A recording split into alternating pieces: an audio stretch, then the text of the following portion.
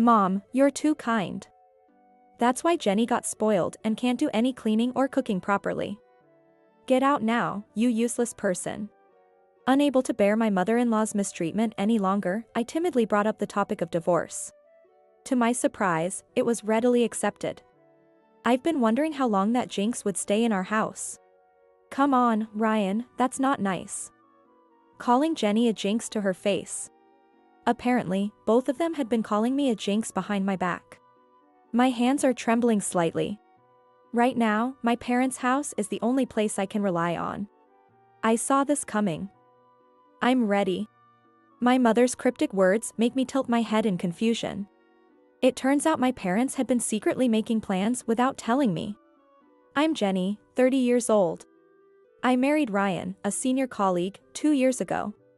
Lately, we've been discussing whether it's time to start thinking about having kids. There are more hospitals now that allow partners to be present during childbirth. Yeah, and it's a relief that the pandemic has calmed down.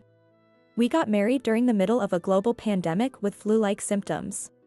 So, we didn't have a wedding ceremony, just registered our marriage. Alright, let's make a baby right away. My mom keeps nagging about when she'll get a grandkid. Aw. Your mom's really looking forward to it. She was so worried about the baby getting infected that she kept saying not to get pregnant yet. Our lives were quite restrictive due to quarantine measures to prevent the spread of the virus. But now that the restrictions have been lifted, I'm dealing with a new problem. You're late, Jenny. Where have you been wasting time? I came home from work to find my mother-in-law at our apartment. This unexpected situation started 3 months ago. My mother-in-law used to call me frequently. Since it was over the phone, I could just nod along while doing housework, as she couldn't see my face. I could understand her loneliness during self-isolation, so I couldn't completely ignore her. However, even those phone calls were a hassle, and now that the pandemic has settled down, her coming to our house is unbearable. She comes over 3 or 4 times a week and lets herself in while we're out. Oh, you're late again. Isn't it strange for a female employee to work until 8 p.m.? I'm suspicious about whether you were really working. Tonight, my mother-in-law was here again. I was working. Ryan was with me, you can ask him. Well, you're all talk. I never said you couldn't work. What I mean is, how can you be a housewife if you don't take care of the house? Without hesitation, my mother-in-law opens the fridge. She points to the pot of curry I made in the morning. Reheating cold food for your husband? That's unimaginable to me. Freshly made meals are the best. Didn't I tell you that before? As a life senior, my mother-in-law gives me countless pieces of advice. However, they're outdated and off the mark, making me wonder if we're still in the 1950s. Curry tastes better when it soaks in the flavors. Just one honest comment, and my mother-in-law let out an exaggerated sigh. Then the lecture began. That's not the point. What I'm saying is, it's a wife's duty to prepare a freshly cooked, warm meal for her husband who has been working all day. Don't you think a husband needs a delicious meal and a constantly smiling wife to feel motivated to work? Right, don't you agree? Ah, yes, that's right. Saying anything extra would just prolong the conversation. So, it's smarter to just agree and nod with, yes, yes, to everything. Store-bought deli food is unacceptable, and meal kits with pre-cut vegetables are criticized with the bizarre logic that cutting the vegetables yourself adds love. Even when I try to prepare food in advance in the morning, this is what I get. The fact that I also work doesn't fly. She declares that it's just natural for a wife to do these things. And my mother-in-law never helps with the housework, despite her endless advice. If she's so bothered by the dust or the cups left in the sink, she could help out, but she doesn't. Lately, our electricity bill and coffee consumption have increased. She's probably using the air conditioner freely and lounging around, nitpicking everything. I've become so exhausted that I asked Ryan for a favor. Can you ask your mom to return the spare key we gave her? We gave it to her in case of emergencies. Even when I tell Ryan how much his mother being here all the time bothers me, he doesn't quite get it. Do you hate my mom? It's not that. Don't worry about it. My mom's straightforward, so she's easy to get along with, right? She's not two-faced. Ryan wasn't a mama's boy initially. Even though his parents live nearby, he rarely visited them before we got married, and he never talked about them. He doesn't expect me to tolerate her because he loves her so much. He just naively thinks we should get along as women. Well, it's good that she's feeling better. Even after the world started moving again, she continued self-isolating for a while. She's more sensitive than she looks. If you don't want her at the house, why not go shopping or out to eat together? I find myself wishing we could go back to the restrictive self-isolation days. One day, my mom called me, which is rare. Apparently, my mother-in-law visited my parents' house. They were out, and my grandpa answered the door. "Oh, my son is in the fields. He should be back soon, so please have some coffee while you wait." "Huh? Here?" Oh, well. Despite her confident, unannounced visit, my mother-in-law seemed visibly unsettled. My parents came back home after being notified by my grandpa, and my mom said mother-in-law looked uneasy and somewhat irritated. It was the first time my mother-in-law met my parents. We didn't have a wedding, and the families only met remotely. My parents' house is about a 40-minute drive away, but because it's in another state, my overly cautious mother-in-law had been reluctant to visit. It seems that now she finally felt comfortable enough to visit, though she appeared nervous. She didn't stay long and left soon after. On the phone, my mom told me why my mother-in-law had visited. Apparently, it was because we wrote on our New Year's card, "Please drop by if you're ever in the area." So she decided to visit while she was nearby. I never thought anyone would take such a polite remark literally and visit unannounced. I still wonder about my mother-in-law's behavior. Did my parents or grandpa do something to upset her? To put it bluntly, she seems like quite a handful. Are you having any trouble, Jenny? Well, I'm managing for now. I'm not at my breaking point yet. I still hope to have a good relationship with my mother-in-law. The next Monday, my mother-in-law came to our house and, as usual, waited for me to return home. "Oh, you're late again today. What were you doing, neglecting your household duties?" I almost said, "It's work," but swallowed the words. "Oh, right, you were working." My mother-in-law finally acknowledged my job. I thought she had finally changed her view that a wife should be doing all the housework. She had seen me working late every night and then cooking dinner and tidying up the house.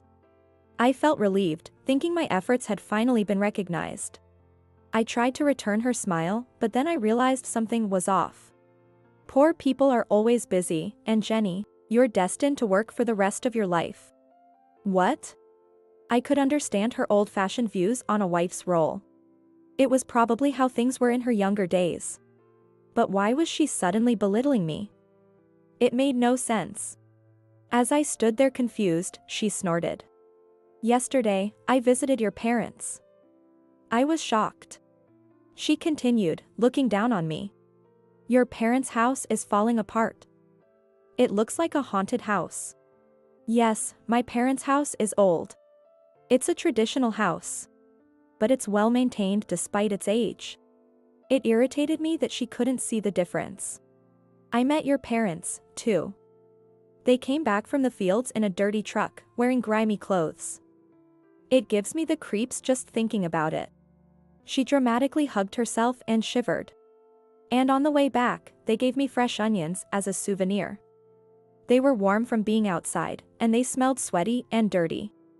Can you believe they thought onions would make a good gift when you can buy them at the store for $1? Up until now, my mother-in-law disapproved of my working, because she thought it neglected the household. It was painful enough to have her constantly telling me to support Ryan and have children soon, but now she was bad-mouthing my parents too. Incidentally, my mother-in-law had shown up empty-handed. "But after meeting your parents, I understand why you work all the time. Poor farmers have no choice but to work hard. You might work in an office, but it's the same thing. It's ingrained in your DNA or something, to work like a dog." She said this absurdly. She spread her arms wide, looking like a scientist making a groundbreaking discovery. I couldn't follow her logic at all. Since that day, her criticism towards me intensified. "Oh dear. There's dust on the TV. Are you blind or just stupid? Poor Ryan, having to live in such a dusty place. I had just mopped this morning. There wasn't any dust, and I thought it was her eyesight that was the problem. Oh no. The laundry is folded so sloppily. Is this how you do it at your parents' house? Poor Ryan, having to wear wrinkled clothes. She lightly kicked the folded laundry before saying this. Of course, it would look messy. As soon as I started to say, but, she glared at me. Then the lecture about what I was doing wrong would begin. I was made to sit on the floor and listen to her rants. If I didn't talk back, it would end in about 15 minutes, so I gradually learned to stay silent. These lectures always happened when Ryan wasn't home. In front of him, she acted like a sweet, loving mom. At first, I tried to tell Ryan about her behavior, but I eventually gave up. Mom says she never said those things. She actually thinks you have a strong personality and it's hard to get along with you. Maybe you should stop ignoring her advice. Instead of bad-mouthing her, why don't you focus on doing the housework properly? You probably just hate her. Even if it was true, to Ryan, it sounded like I was just criticizing his mother. He would get tired of hearing it. So, as long as I endure it, there would be peace at home. All I had to do was quietly listen to my mother-in-law's lectures. It was simple. But one day, something inside me snapped. Ew. This stew tastes awful. Redo it. My mother-in-law suddenly stuck her spoon into the stew I was cooking. After tasting it, she dumped the entire pot into the sink without hesitation. What? Her smirk looked distorted to me. She casually picked a carrot out of the sink. Make sure to drain the liquid before throwing it away. We don't want smelly trash. I'm such a kind mother-in-law for helping you, right? That carrot was a gift from my actual mother. Sometimes, she sends me vegetables from her garden. She used to deliver them directly but switched to mailing them out of consideration for my mother-in-law. The carrots, potatoes, and onions my parents grew were now scattered in the sink. These were precious vegetables. They weren't garbage. My breathing grew heavy. I can't take this anymore. It was then that I realized how abnormal my situation was. That night, I timidly mentioned divorce, and surprisingly, both my mother-in-law and Ryan readily agreed. Oh, divorce? Sure, go ahead. I was wondering how long that jinx would stay here. Ryan, don't be so harsh.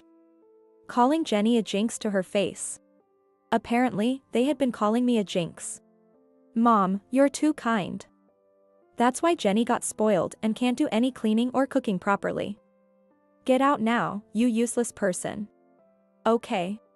My hands were trembling slightly. I went to the bedroom and called my mother to come pick me up. My parents' house was the only place I could go. I saw this coming. Understanding the situation, my mom said she would come right away. I saw this coming. I'm ready. Her cryptic words made me tilt my head in confusion. Unaware that my parents had a plan, I packed my things and waited for her to arrive. It seems they came in quite a hurry. My parents arrived at our house in about 30 minutes. Sorry for the late call. They suddenly decided to get a divorce, and I know farmers have to get up early. My mother responded to my mother-in-law's snide remarks with a smile. Don't worry about it. We're here to pick up our precious daughter. It seems our families were mismatched. Thank you for taking care of our daughter for this short time. My mom pulled out a divorce form from her bag and handed it to Ryan. So this is what she meant by being ready. She must have sensed my marriage was ending from our occasional phone calls. Ryan was momentarily surprised but filled it out without hesitation. Now we're strangers. He waved the divorce paper in front of me. My mother took it from him as I looked away. I'll handle the filing. Sure, go ahead. It's a relief we're divorcing before having kids. We don't want children with poor blood. Maybe because my parents were humble, my mother-in-law and Ryan acted arrogantly. I swallowed my frustration and clenched my fists. Now that the divorce is final, I couldn't care less about them. My parents, who came to pick me up, must be angry too, but they're maintaining their composure. I don't want to start an unnecessary fight by letting my emotions explode. Despite the tension, our farewell was surprisingly cordial. I'll miss those cheap meals loaded with veggies, Jenny. Poor Ryan. Let's have steak at a restaurant tomorrow. My mother-in-law and Ryan even walked us to the entrance of the apartment building. Their actions seemed polite, but their farewell remarks were quite something. Well then, excuse us, my father said, while my mother-in-law looked around. Where did you park that wonderful pickup truck? I see, they wanted to make fun of us until the very end. They followed us to see the pathetic sight of us leaving in a muddy pickup truck. The smug smiles on their faces were twisted. I was horrified at the realization that I had been living with such ugly people. Despite the obvious mockery, my parents kept their gentle smiles. I didn't want to start a fight, but I felt humiliated. I bit my lip and looked down. Then my mother took my hand. For some reason, she gave me a radiant smile. It was as if she was assuring me that everything would be all right. I looked at my father, feeling curious. He also nodded with a gentle expression. Oh, the car should be here any minute. My father's voice was drowned out by the sound of an engine. My mother-in-law and Ryan turned instinctively towards the sound. A sports car is racing towards us from the distance. Cutting through the darkness of the night, its body shines brightly. The car stopped right in front of us. Overwhelmed by the sheer luxury and presence of the car, my mother-in-law took a few steps back. Wow, unbelievable. I never thought I'd see such an amazing car up close.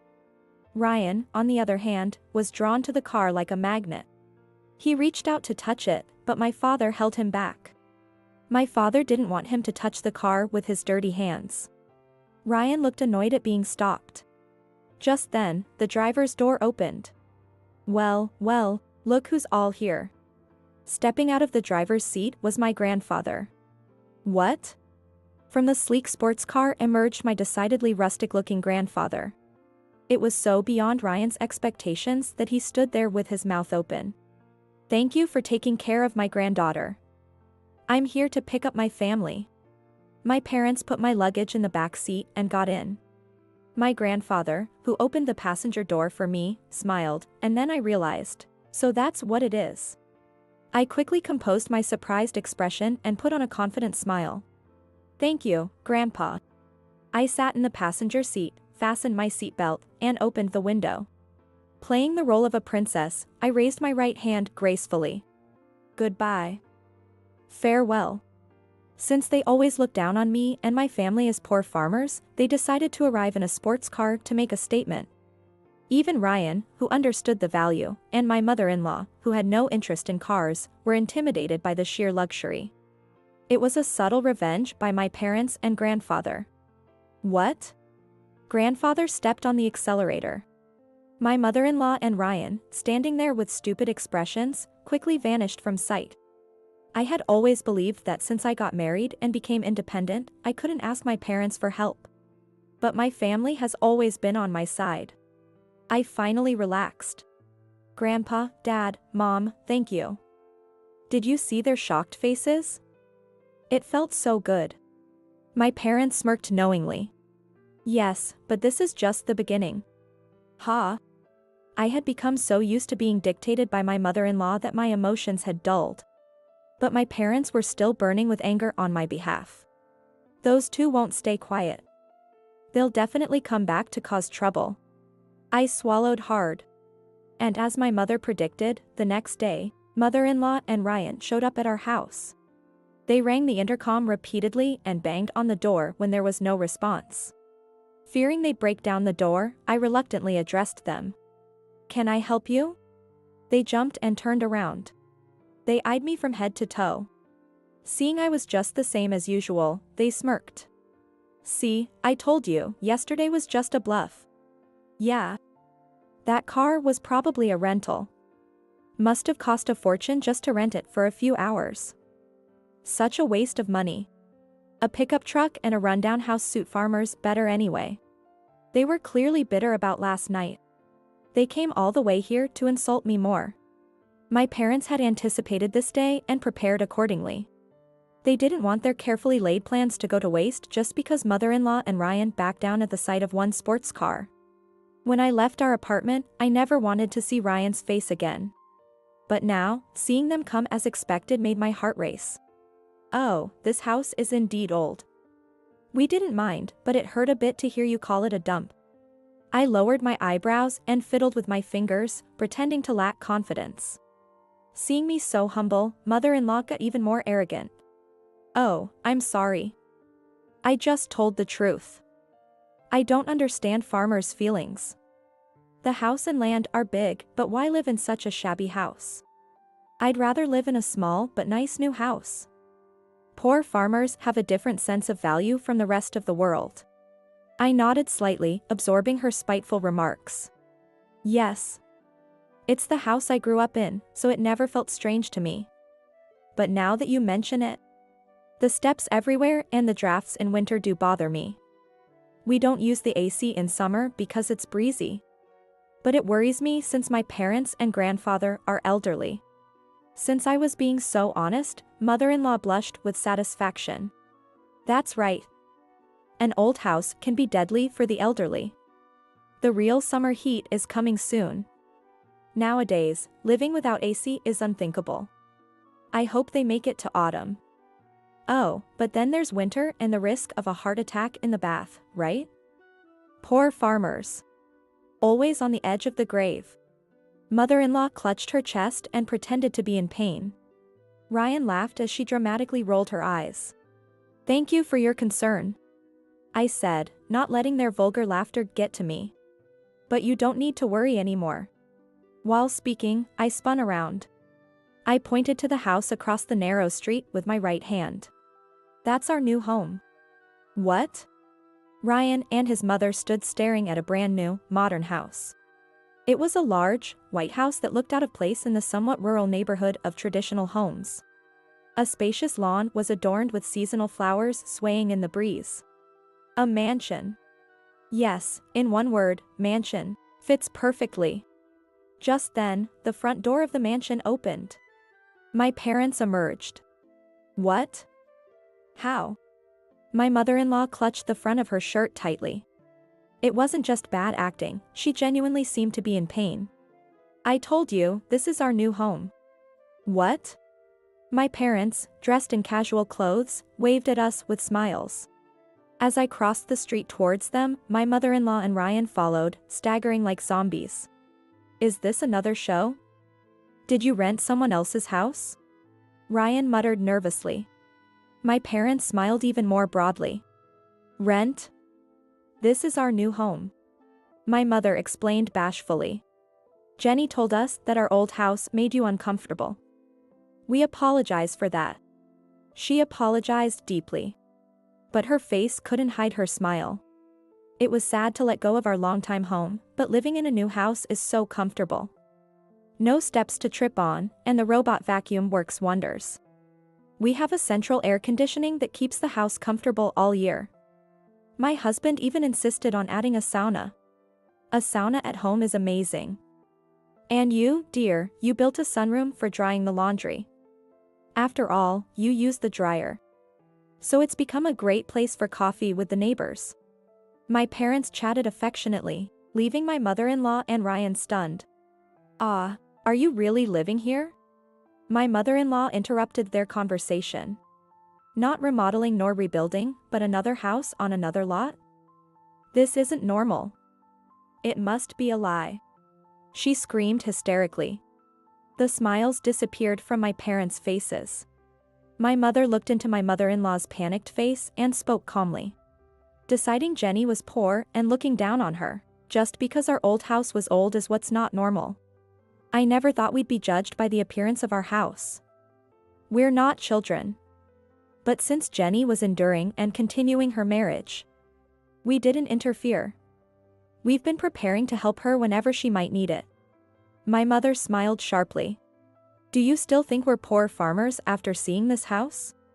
Since the day my mother-in-law showed up at our house unannounced, my parents had harbored a strong distrust and anger towards her. They were also angry at Ryan for not defending me. My compliance and lack of emotions had given Ryan a sense of superiority, making him feel good. I originally thought he was a decent person, but he changed after being influenced by my mother-in-law. Or maybe he was always like this from the beginning. But a marriage where only one person suffers can't last. One day it would end. My parents had been planning to humiliate mother-in-law and Ryan when I finally returned. This new house was part of that plan. They wanted to see mother-in-law and Ryan's shock and frustration at seeing our once mocked old house turned into something grand. As planned, mother-in-law was now on the verge of tears, biting her lower lip. But just a few months ago, you were in that old house, wearing dirty clothes, growing cheap vegetables. She muttered, trembling. Her strength gave out, and she leaned against Ryan's shoulder. You tricked me. Living in an old house while having money is deceitful. Despite leaning on Ryan's shoulder, my mother-in-law continued to rant. Then the front door behind my parents opened. All this noise and calling our home shabby, how rude. My grandfather emerged from the house. Calling it shabby is an insult. I have fond memories of that house. I built it when my son was little. Even if it was a bit inconvenient.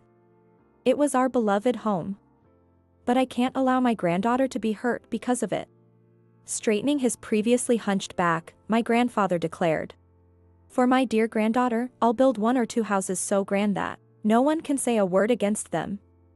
And, well, I have to admit, living in this new house is so comfortable that I've come to love it too. His powerful stance softened into a grin. My parents' expressions relaxed as my father gave Grandpa a playful nudge. Even Dad got himself a soundproof karaoke room. Indeed. Karaoke is the secret to a long life. Despite everything, my whole family was thrilled about the new house. The cheerful atmosphere among my family contrasted sharply with the gloomy aura surrounding my mother-in-law and Ryan. No, it can't be. This has to be a lie. My mother-in-law clutched her head in confusion. I get it, you took out a loan. Anyone can build a house if they borrow money.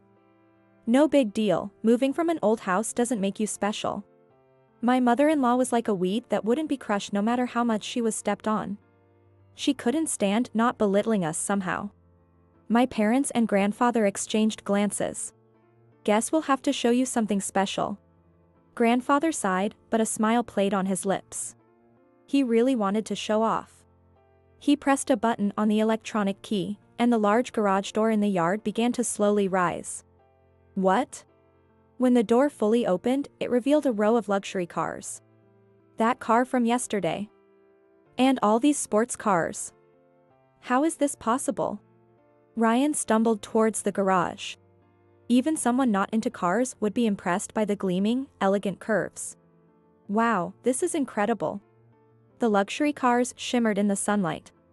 Ryan, who had tried to touch one the night before, now didn't dare lay a finger on them. Impressive, right? This is my collection. Grandfather puffed out his chest proudly. These are a collection and will not be ridden around town. The usual vehicles are a small truck and a compact car. Ryan whispered nervously to my stunned mother-in-law. Each of these cars is worth as much as a house. Those flimsy-looking cars? They're incredibly high-end. This can't be. With a grand new house and a collection of luxury cars. There was no way to label us as poor farmers. My mother-in-law glared at the pickup truck beside the luxury cars, biting her lip. Hiding luxury cars is unfair. She stomped her feet like a child throwing a tantrum, flailing her arms and hitting Ryan, who grabbed her arm in pain. That hurts. Stop it. But she never told us her family was rich. It's unfair. We were deceived. It's rare for someone to introduce themselves with, "My family is wealthy." While we never struggled financially, I was given an appropriate allowance for my age as a child. While my family occasionally indulged in hobbies like cars or golf, we never lived extravagantly. That's why I never felt the need to flaunt our wealth. Straightening her posture, my mother rebuked my mother-in-law. You judged us solely on appearances and looked down on us. Fortunately, we have enough income to live comfortably and build several houses. No way. Are you saying onions are profitable? My mother-in-law clenched her fists in frustration. Oh. Those onions are just for home use. What? Our family business is a tourist farm. Our main attraction is strawberry picking, with seasonal vegetable harvesting experiences. Recently, we opened a large strawberry picking facility at a roadside station. Business has been good. Plus, our income isn't just from farming. We own land passed down through generations. This new house was built on land we already owned. My parents mainly left the business management to others and leisurely grew vegetables for home use. It's a plot too large to call a home garden, where they enjoy growing vegetables as a hobby. Then why don't you spend your days shopping or traveling instead of growing vegetables? Are you so ingrained with a poor mindset that you can't live without working? Realizing the truth sent my mother-in-law into a frenzy. How my parents chose to spend their retirement was their own business. The sauna we installed at home, the car collection, and growing vegetables. It's all because we enjoy it. Is there something wrong with enjoying what we love? Steam seemed to be coming out of my mother-in-law's head. Her face turned red like an enraged baboon, and she was breathing heavily. And you? She suddenly pointed at me. Even though your family is wealthy, you kept working hard, making it confusing. As punishment for deceiving us, you should pay us compensation. What? If anyone deserves compensation, it's me. Your heartless treatment is the reason for our divorce. How dare you act high and mighty just because you're rich? The conversation wasn't making any sense. Ryan, seeing this, tried to calm her down. Mom, calm down. You're embarrassing us. You're the one who misjudged and looked down on Jenny. You're the reason our relationship fell apart. Apologize to Jenny. No. I was only trying to guide her to be a suitable wife for you. I'm not wrong. My mother-in-law became distraught when her beloved son turned against her. She probably disliked me from the beginning as the woman who took her son away. Ryan. Desperate not to lose her son, my mother-in-law clung to Ryan. Ryan pushed her away forcefully. She fell, her face contorting with pain and loss. Her outstretched hand was kicked away by Ryan. I felt a surge of contempt for Ryan's coldness. But then he turned to me with a gentle smile. Jenny, Mom was wrong. She kept bad-mouthing you, and I was brainwashed. I'm sorry. I've woken up. Even though he ignored his crying mother, his soft smile towards me felt insincere. He offered his hand, but I had no intention of taking it. It's too late to change now. But Mom's the one at fault, not me. I never hurt you or said anything mean. It's true that Ryan never directly attacked me. However, he never helped either.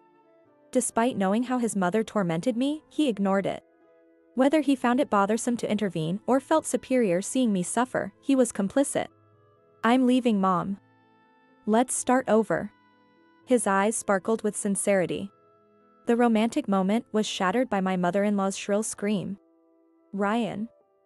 You're choosing her over your mother? Using the last of her strength, she lunged at Ryan, who brushed her off. Of course. A mother who bullies my wife is worthless. My mother-in-law lay on the ground, crying and screaming without any shame. Ryan, trying to regain his composure, turned back to me. He looked at me with such seriousness that I felt compelled to respond just as earnestly. Then I'll give up my family's wealth and restart with you. What? Ryan's once sparkling eyes instantly clouded over. So, you think there's no point in starting over with me if I don't have money? I had braced myself for the possibility that he might want to be with me again, upon learning about my family's wealth. Ignoring me under his mother's influence and now casting her aside for money. Ryan was unbelievably selfish. You love the money, not me. I can't get back with someone who doesn't love me. This is truly goodbye. No, it's not about the money. Jenny, let's talk this over with your parents too. Marriage and finances are important. Ryan clung to my arm, but my father silently pulled him away. He pushed Ryan back towards his mother. After showing your true colors, you still talk about getting back? We won't let our daughter be with a man only interested in money. Stay away from my daughter. Ryan was cut off sharply, and he started to cry. If you harm our granddaughter again, we'll take whatever measures necessary to deal with you. We've got the resources, so be prepared. My grandfather waved with a smile, despite his words. It was oddly terrifying. Remember this. Ryan bit his lip, holding back tears, and muttered a weak threat. He slinked away without making a sound. My mother-in-law, who had been crying loudly, quieted down once she noticed Ryan was gone and then quietly left our property.